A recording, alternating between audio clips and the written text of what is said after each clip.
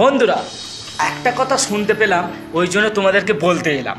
ভিডিওটা একটু মন দিয়ে দেখবে, তাহলেই বুঝতে পারবে।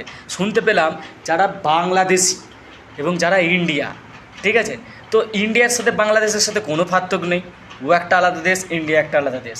এবং একটা দাদু বলছে যাদের বয়স হয়ে গেছে, ইয়ং ছেলেরা 20 থেকে 21 বা 23 বছর হয়ে গেছে, যারা ভোটার কার্ড করেনি তাদেরকে নাকি বাংলাদেশে পাঠাবে।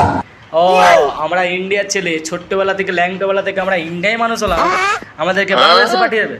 তো মানে আধার কার্ডও তো ওয়েস্ট বেঙ্গল ইন্ডিয়া, প্যান কার্ডও তো West Bengal India, pin number 71214 দিয়ে আছে।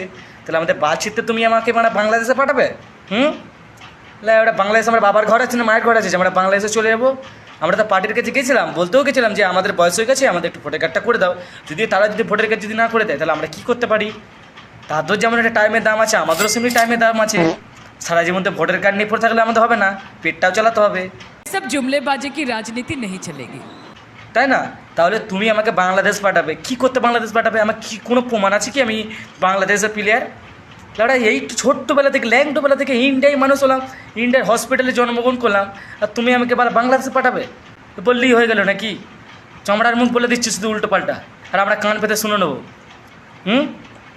ঠিক করবো ভোটার কার্ড, যখন পার্টির লোক আমাদেরকে বলবে যে ভোটার কার্ডটা কর, এই টাইমে কর, আমরা ঠিক ভোটার কার্ড করবো।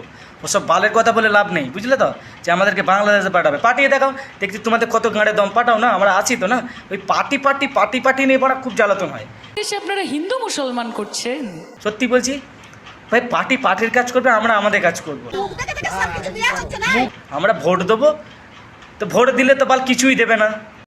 প্রতিবাদী মুখ রেখা পাত্র হিঙ্গলগঞ্জে বিজেপির প্রার্থী, শুধু আশা ভরসা দিয়ে রেখে দেবে, এটা করে দেবো, ওটা করে দেবো, অমুক হবে তমুক হবে। যতক্ষণ না চাকরি দেব ততক্ষণ 1500 নয় 3000 করে দেবো বলছে তোদের মুখে লাথি মারি। একে ভাই করে দেখাও, একে দিয়ে দেখাও, তাহলে তোমাদের বিশ্বাস করবো। তাহলে বাংলাদেশ আমাদের বাল ছিটতে পাঠাবে নাকি? মানে বাংলাদেশের ছেলে আমাদের বাংলাদেশে পাঠাবে? নেক্সট টাইম কথাটা বলার আগে ভেবে চিনতে বলবে, বুঝলে তো? ইন্ডিয়ার ছেলে ইন্ডিয়াতেই জন্মগ্রহণ করছে, ইন্ডিয়াতেই থাকবো। বাল ছিটতে বাংলাদেশে আমরা বাল ছিটতে পাঠাবে নাকি আমাদের? এঁড়ের বেচি ফুলকলুচি, তুমি বাংলাদেশে যাও, ঘুগনি মুড়ি খেয়ে আসো ওনার কাছ থেকে, যাও। এসব লোকদেরকে কী করা যায় বলো তো?